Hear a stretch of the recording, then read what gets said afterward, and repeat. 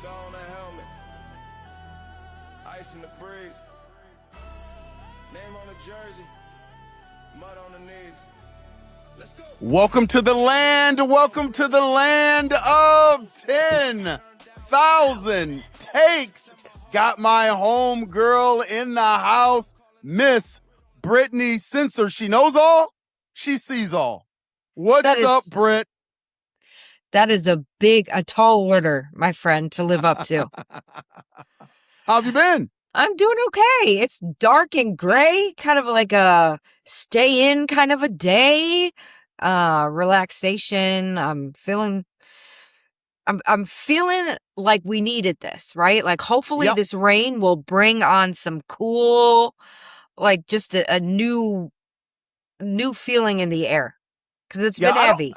I don't mind these days. You know, I like the sun. I've always said that when I retire, I'm going to move somewhere where it's sunny, not super hot, but where the weather is good. Like, you can miss me with all the snow except for around Christmas time. I'll take it then. But you could take every a trip. now and then, absolutely. Every now and then, you got to have those gray days where it's rainy, curl up with a good book, and just maybe a good movie, and then just chill at home. I feel that. Wait, so when you're thinking about retiring, right? Yep. Are you a Florida kind of guy? Are you like a Myrtle Beach kind of guy? Or are you a California kind of guy? No, see, I'm not going to Florida because, you know, everybody has their perspective on certain things, but I can't deal with the hurricanes every year. Like, I'm not going to do that.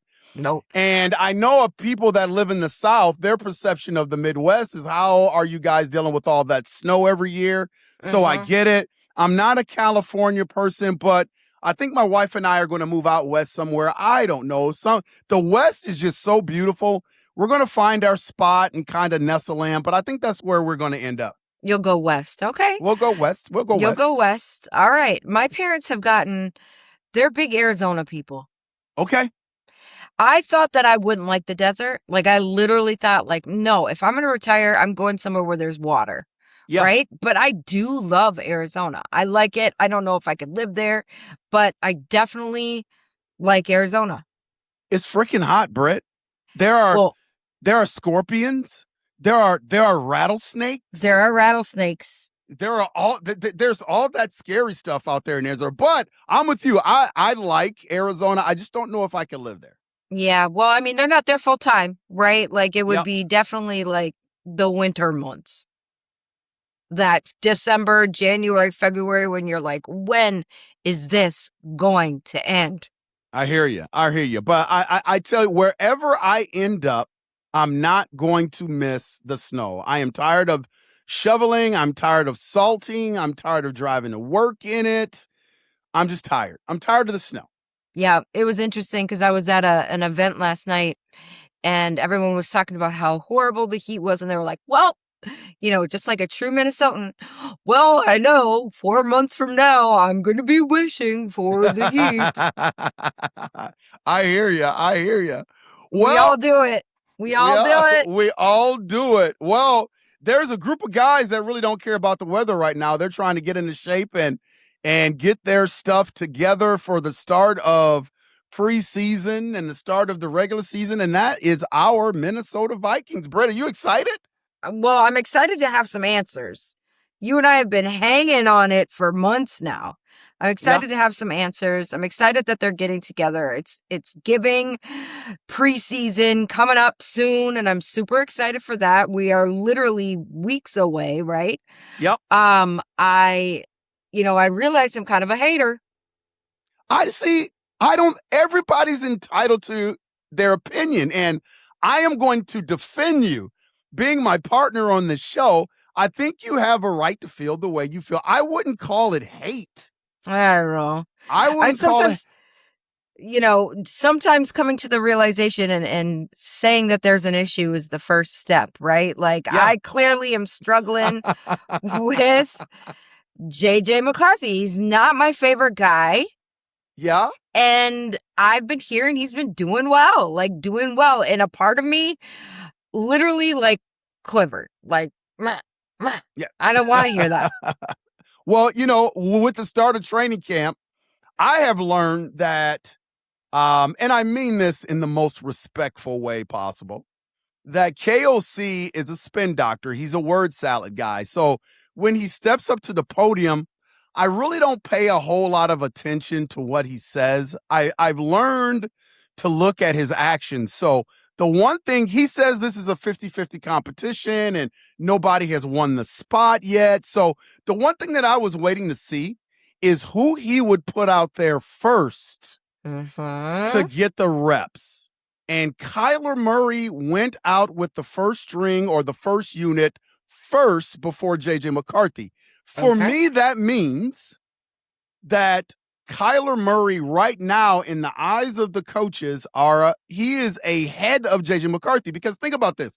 Why would you have the starter for your team last season start second and take the second team reps instead of Kyler Murray? So this just leads me to believe, I'm not saying it's going to turn out this way, but Kyler Murray right now is ahead of JJ McCarthy. Do you see that the same way that I see it? I mean, based on what you're saying and knowing kind of what KOC and how he, I don't think he's a JJ McCarthy fan, and I think he's never really been one. So he's showing out by his actions, right? And people, that's what, don't take what they say, take as they do, right? So I think you're right. There's no way that you're going to put your second guy first. However, it sounds like when JJ's getting out there, he's showing out. Yep. And he should, because he has a year under his belt. Well, actually, 2 years under his belt in this offense. So he knows the offense a little bit better than Kyler Murray right now. Kyler Murray expressed in the spring that because they are splitting reps, he felt like he needed more reps because he's learning the offense. So I'm not looking, JJ, for everybody that's been reporting about this, JJ has looked better than Kyler Murray.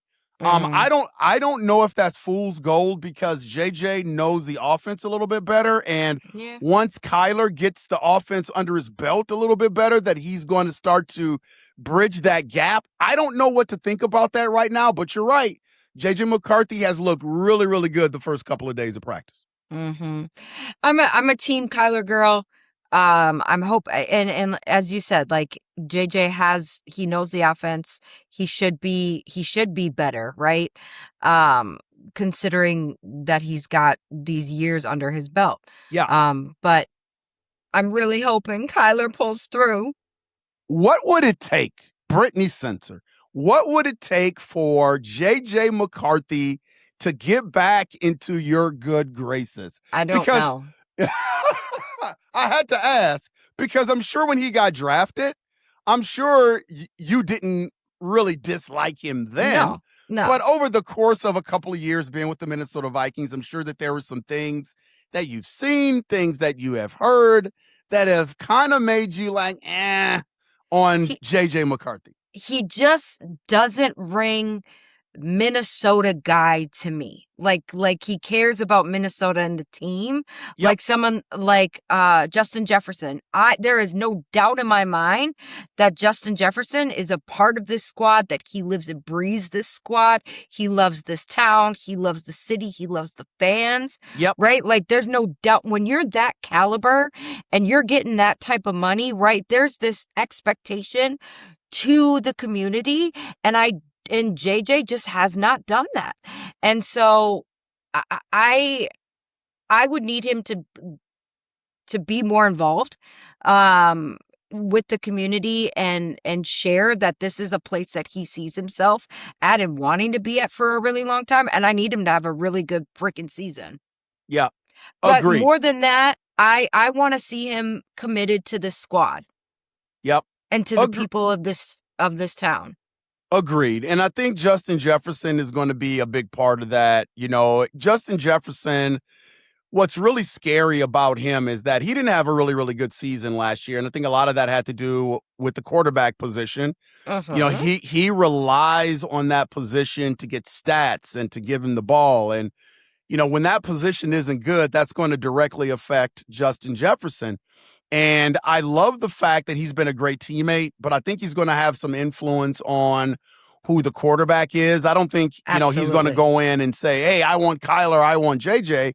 But I think the coaches are really going to respect his feedback, because if Justin Jefferson has the same sort of season and frustrations that he had last year, I think at the end of this season, there is a possibility that he may want to leave.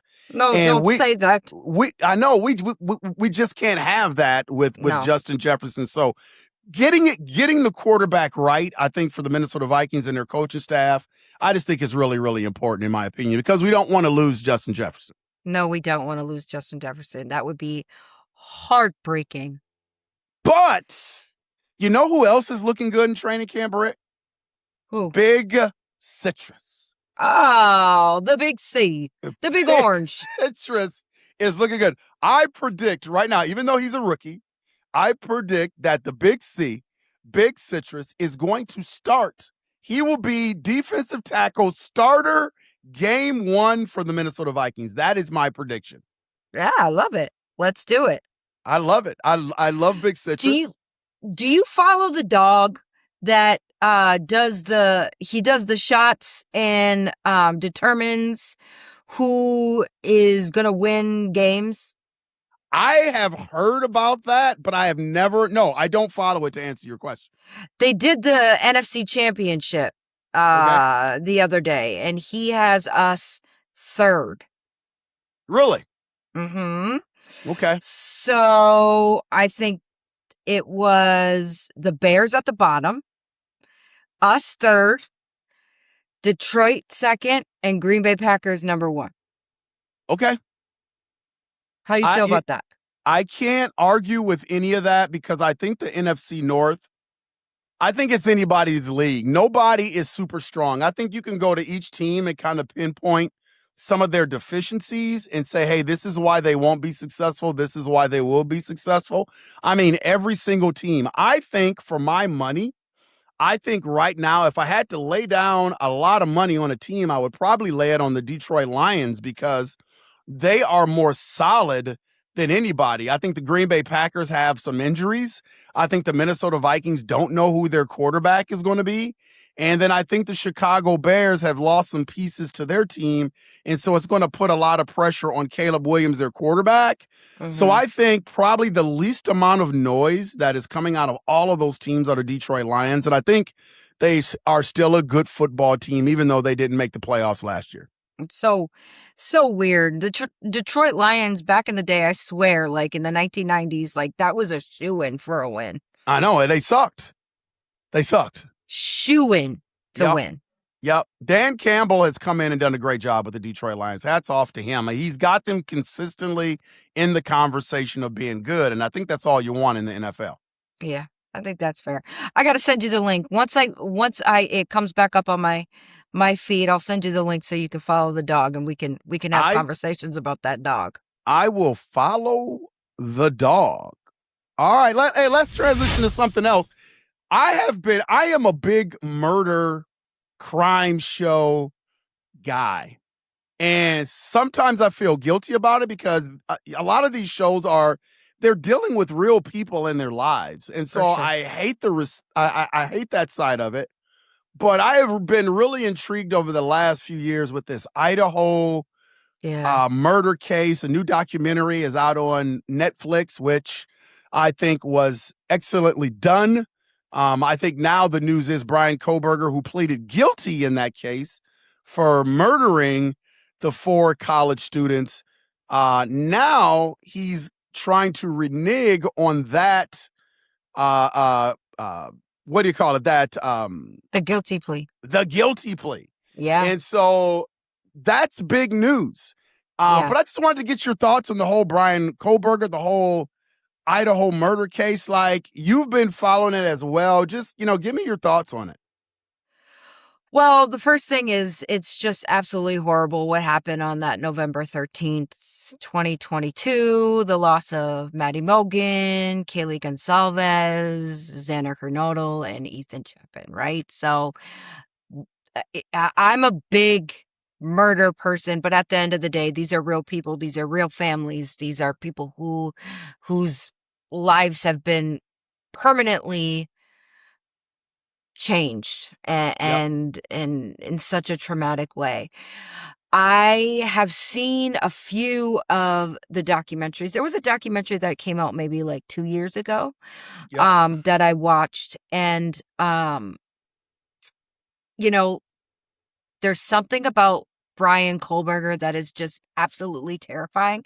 Even as I sit in my room, in this dark room right now, I'm looking over my shoulder. I was freaked out. I was completely freaked out by this new documentary that we watched the other day. What The freaks you body out? the body camera, Yep. seeing the car, right, in the 12 minutes Yep. that the murder went down, right, and how they worked that out, and just the randomness of it felt so icky to me. And there's something about his face that is so demonic to me, and he's very much a sociopath, Yep. psychopath, and looking at him and seeing his lack of empathy, his face is knowing, going to his family's house in Pennsylvania and making sure that he's wearing gloves to make sure they can't get his DNA. I mean, it's just so incredibly scary. I literally, I'm one of those girls that has to get up and go to the bathroom in the middle of the night. Yep. I held it after watching it. I'm like, Yep. I ain't going down.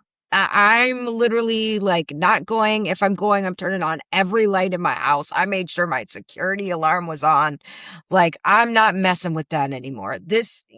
Knowing that and I've always known this. My dad used to say to me, Brittany, keep your head on a swivel. Always watch where you're going. Always watch who's looking at you. Be alert.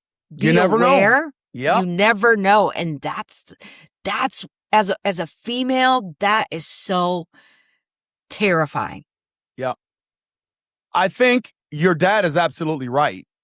Keep your head on a swivel. Be aware, because you never know. Those college students living their best life, Maddie and just Xana, Ethan, they were living their best life. And the one thing I go back to is that one picture that is now famous where they were all together on the deck of their house or the front of their house. I can't remember what location it was, but at that point they were just being college students, and they had no idea. Wasn't that the day of? That was the day of, Brittany. That was the day of. They had no idea that their life was going to change forever. Obviously there were two roommates that survived. Dylan and what was the other one? Was Dylan and wasn't it Brittany Funk? Maybe I'm sorry if I'm not remembering the names right. Yeah, it's okay. Yeah, but I mean, and their lives are changed forever. Yep. Absolutely Shane, traumatizing. You saw it in I don't know if you watched where the victims had an opportunity to come in and make a statement to Brian Kohlberger during the trial, but you could see the hurt that was left, especially from the one roommate, Dylan, that had an opportunity to come in and speak with Brian Kohlberger. I mean, she was still affected by that day, and she didn't even want to look at him, which I don't blame her at all. Well, those eyes, and just like, and kudos to Kaylee's sister Olivia for not giving him what he wants, which was power, right? Yep. And she was able to stand there and take control back. And I just like, kudos to the people who can do that. But then also, like, watching Dylan, it's totally understandable. And I want to validate that no matter how people show up, right, is theirs, and what they did what they needed to do to confront him, and how scary. Yep. And the one thing that I think a lot of people have always wondered is why? Who was he targeting in that house? And it sounds like there's some new information coming out from a forensic person that deals with a lot of telephones and stuff like that. He was going to be the prize witness for the prosecution, where he is speculating now that the target was Maddie Mogen. And the reason why he says that is because there were at least 4 pings where Brian Koberger and Maddie Mogen's cell phone were in the same area, which was on Washington State University's campus. So at least they could kind of pinpoint some interaction. They were in the same space before these murders occurred. Maybe he became infatuated with her. Maybe he had a conversation with her. Who knows what's going through the mind of Brian Koberger? Right. But at least they're speculating that is those interactions, those 4 interactions, maybe one of those interactions led him to start to stalk Maddie Mogen, which led to this unfortunate incident in Idaho. Yeah.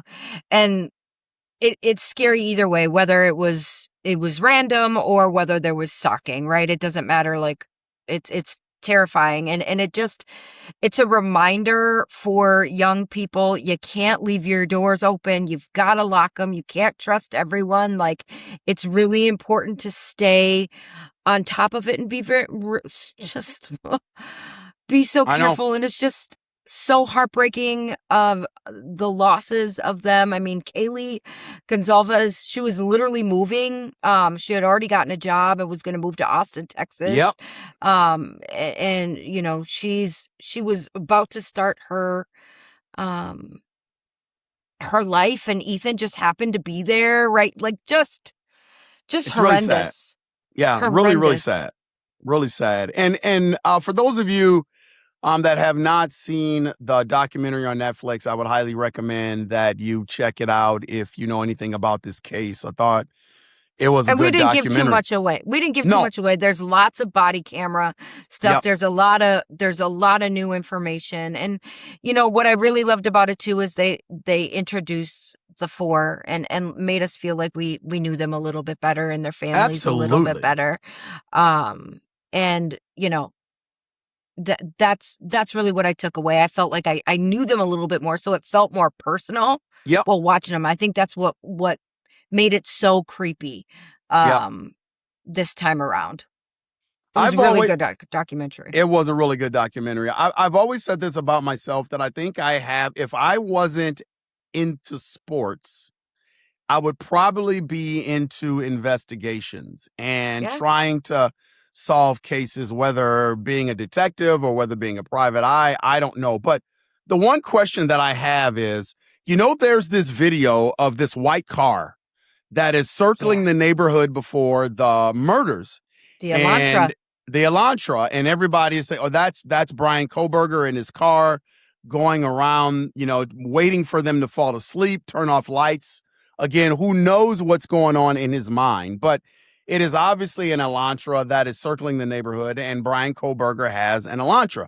Mm-hmm. Here's my question, Britt. And if they were able to pick up this Elantra on Ring cameras from the neighborhood, they have always said that when Brian Koberger realized that he forgot the knife sheath in the house, he came back the following morning because his phone pinged on a tower near the house. So the police said at some point during the next day, he came back. They don't know why he came back. Maybe it was to get the knife sheath, or maybe it was to see if there had been see what he had just completed, right? Yes. So my question becomes, where's the Ring camera footage from the day?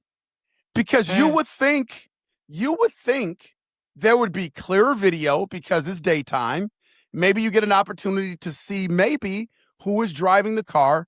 But everything that we see is that night video. And if he came back the next morning, he pretty much had to come the same way. There was only one way in that neighborhood and one way out. Why haven't we seen that? That's the way my brain is always wired. And I think that's a really good question. But there has to be, if there is going to be a trial, right? And even though he gave there's got to be some stuff that they keep to put So Yeah. it might be withheld for now. That might be the reason, right? Yep. Even though he had the guilty plea, when did he plead guilty? Was in 2025, right? So Yeah, I not think too it's only long been a ago. year.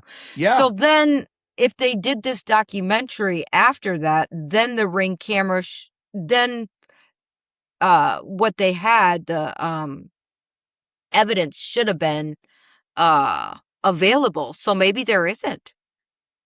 Or do Yeah, you think maybe he did something to the Ring camera or something? Who knows? no, I just think that there would have to be, if they got all this stuff at night, there would have to be something during the day. And you could be right. I never thought about what you just said about holding stuff back for a trial or whatever, but I just find it really interesting that they have never brought that up. Like, if he came back the next morning, there should be video of that. Mm-hmm. If he didn't come back the next morning, then why are they putting that out there? If he did come back the next morning, there should be video of that. And Or why didn't they at least say that? yes, Like, exactly. we know that he came back the next morning. Yep. We have footage Yep. that he came back the next morning. Because we know he was at home around 10 a.m. Yeah. That morning because he took a picture Yep. and he That posted it on creepy on picture. Instagram. Creepy picture. Yeah. Yep. So I mean, I'm with you. The only thing I could say is that there had to be some things that they were holding on their chest. Whether they didn't know who it was, maybe he parked down the street. Who knows? Yep. Yep. No, I hear you. I hear you on that. And who am I? I'm not a prosecutor. I try to respect the process of our judicial system. It's not perfect, Mhm. but I try at times. The one thing that I was really upset about during this whole thing is that they allowed Brian Koberger to plead guilty, which is Yeah. fine. But I thought that they should have gotten part of that plea agreement.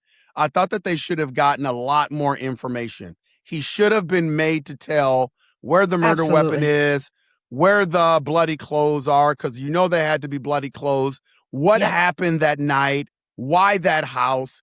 And I think the prosecution, again, not telling them how to do their job, but I thought it was Yep. really soft and really, I call it kind of irresponsible to really Yep. not get that information. Do you kind of see it the same way? Oh, 1,000%. There should be an expectation if you get the chance to plead guilty that there is something in exchange for it. Yep. Some sort of answer and just some peace for the families. Yep. And because you didn't do that, now you've opened the door for him to be able to take back his plea. Yep. And I know it's a long shot for him to be able to do that, but you left the door open. Like, if Yep. you would have made part of that plea agreement, hey, you need to show us where the murder weapon is, where all the stuff is, why you did it, there would be no way at this point in time where he would be able to do that. And keep in mind, for people that follow this case, it was not the prosecution that was seeking a plea deal. It was the defense. So Right. So they could have used that. They could have used that. Yeah. Yep. Yep. You know what also got me? What's that? My heart broke when all the kids were standing outside the house. Yep. And they got that text from the school that there was a homicide. Do you remember that part? I do remember that part. And they weren't telling the kids what happened even in their own house. Yeah. And that's how they found out. That's sad.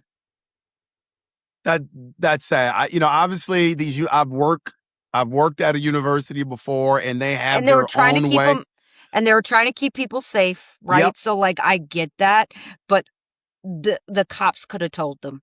Yep. Could have been the ones to tell them. Yep. But it sounds like in defense of the cops, they had no idea that the university was going to put out this mass text message, email. So they really had no idea. Yeah, they were bombarded, but the kids that were in the home should have been pulled aside, and just like next of kin should have been told first. Yeah.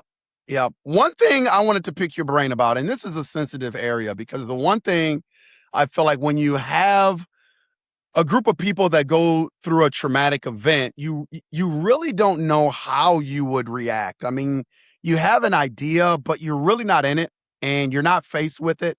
So it's very easy on your recliner or on your couch to say, Mhm. oh, I would have done this, I would have done that. The one area of this case where there's a lot of criticism is the two surviving roommates Mm. not calling the police until almost noon the next day.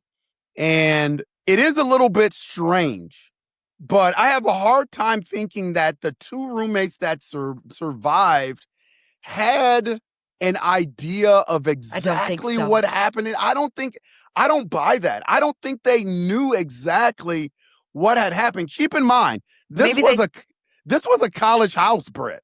that people were coming in and out. The door is open. Like, it was 4 a.m. Like, there were people coming in and out all the time. I don't think they understood the severity of what was happening in those moments.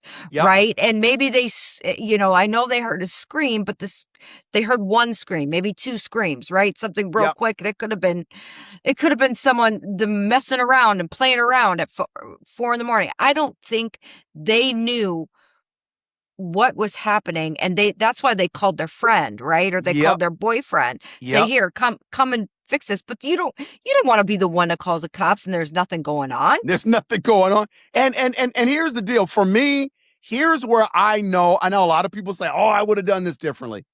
This is just me. I know the way I am wired. Mhm. The night where all of this took place, and I've had a couple of drinks in me or whatever, I Mhm. probably wouldn't have thought it was a big deal. I probably would have been freaked out. But this was a house, self-admittedly, where they play a lot of practical jokes on each other. That's what Yep. I've heard about the house. And you have this turnstile of people coming in and coming out. So I know I probably wouldn't have thought it was a big deal then. But I know myself.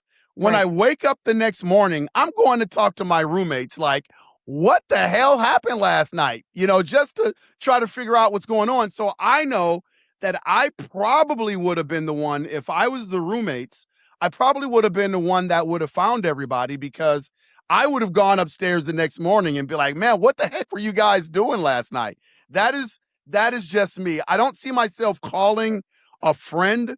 It's just kind of the way that I'm wired. I would have been probably traumatized, because I probably would have found all of it, Brittany. I would have Yeah. found all of it. Yeah.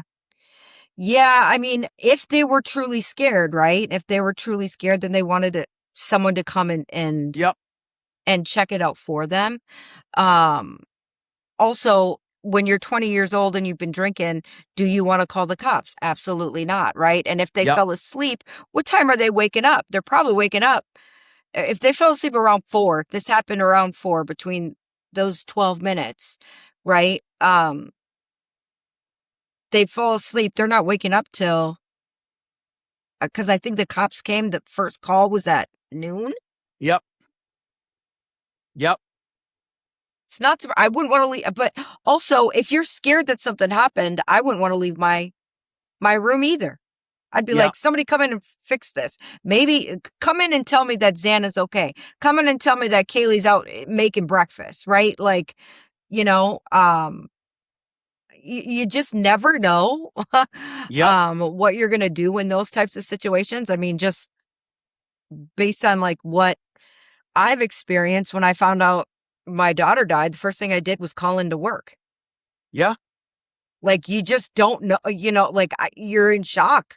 You have no idea what's going on, right? Yep. So you can't blame or take the severity of how someone reacts in the moment.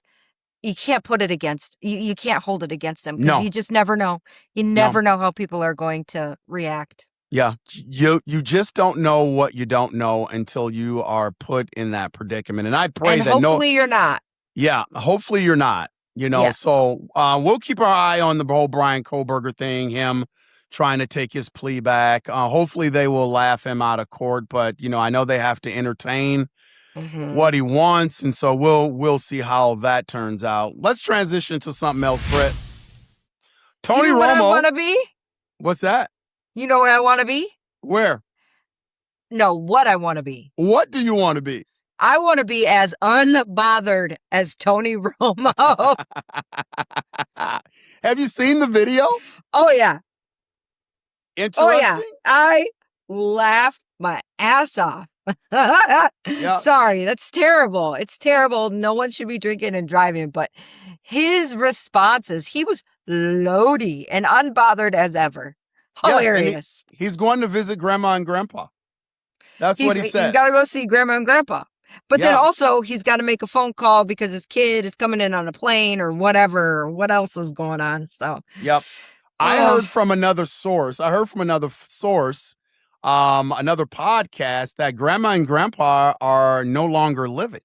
So that's an interesting thing as well. Well, I also heard that he said that he's been drinking and driving forever. Was that just that was a source?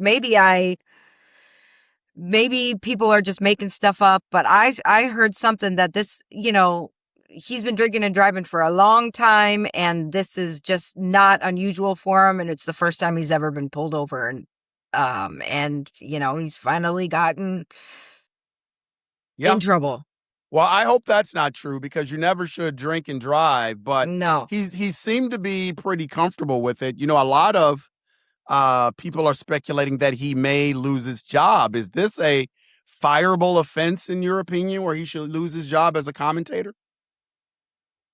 I mean, people are allowed to make mistakes, right? Yep. I think if I was fired for every time I made a mistake, I'd never have a job, right? So, I don't know if I feel, you have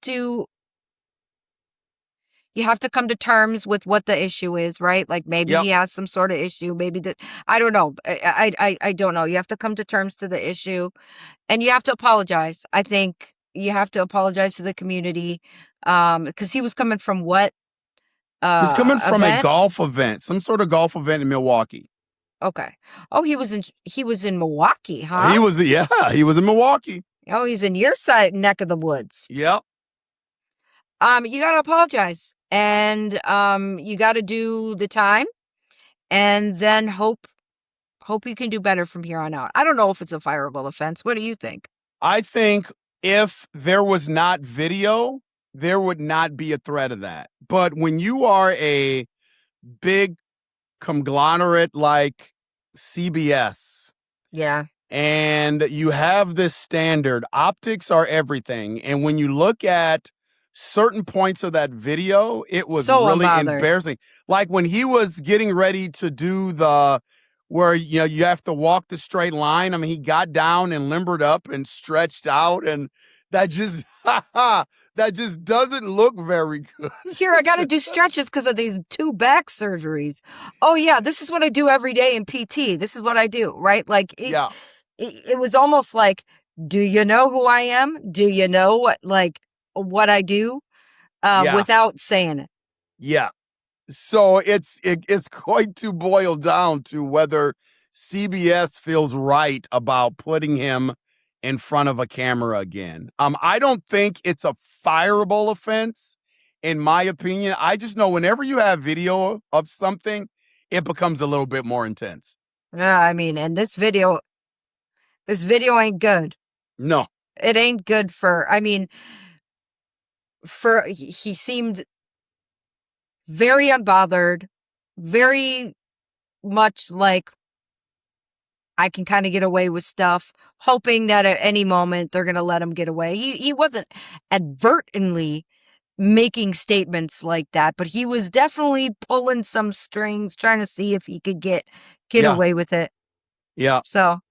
Yeah, very unfortunate. It's not funny, but very unfortunate thing for Tony Romo. It's going to be interesting to see what CBS does with that.